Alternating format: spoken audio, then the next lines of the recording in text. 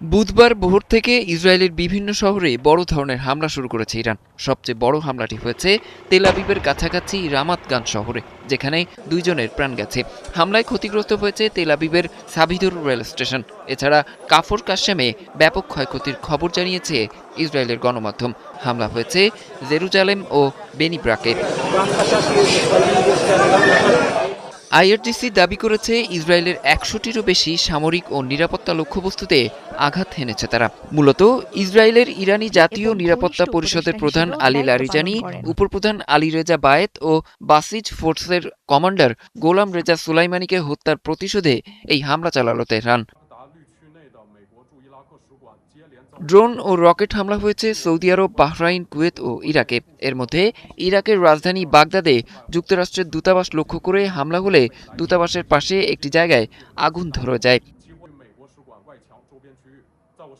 এর মধ্যেই ইরানি জনগণকে উদ্দেশ্য করে নতুন একটি ভিডিও বার্তা দিয়েছেন ইসরায়েলি প্রধানমন্ত্রী বেনিয়ামিন নেতানিয়াহু, যেখানে তিনি দাবি করেন ইরানের জনগণকে আসন্ন নববর্ষের উদযাপনের সুযোগ করে দেওয়ার জন্যই ইরান জুড়ে হামলা চালানো হচ্ছে।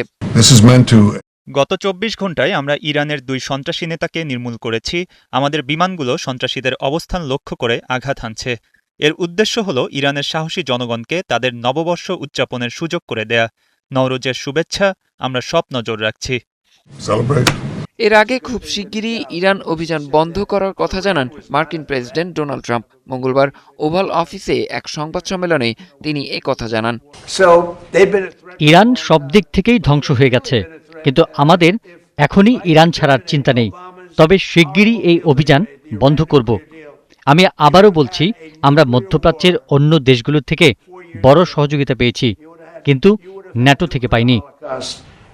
এদিকে হরমুজ প্রণালীর পাশে ইরানের শক্তিশালী ক্ষেপণাস্ত্র ঘাঁটিগুলো লক্ষ্য করে বড় ধরনের হামলা চালিয়েছে মার্কিন সামরিক বাহিনী। হামলায় ৫,০০০ পাউন্ড ওজনের বাংকার বাস্টার বোমা ব্যবহার করা হয়েছে। এসব ঘাঁটিতে জাহাজ বিধ্বংসী ক্রুজ মিসাইল ছিল, যা আন্তর্জাতিক জাহাজ চলাচলের জন্য হুমকি বলে দাবি করেছে মার্কিন সেন্ট্রাল কমান্ড। অরিসুল ইসলাম, ৭১।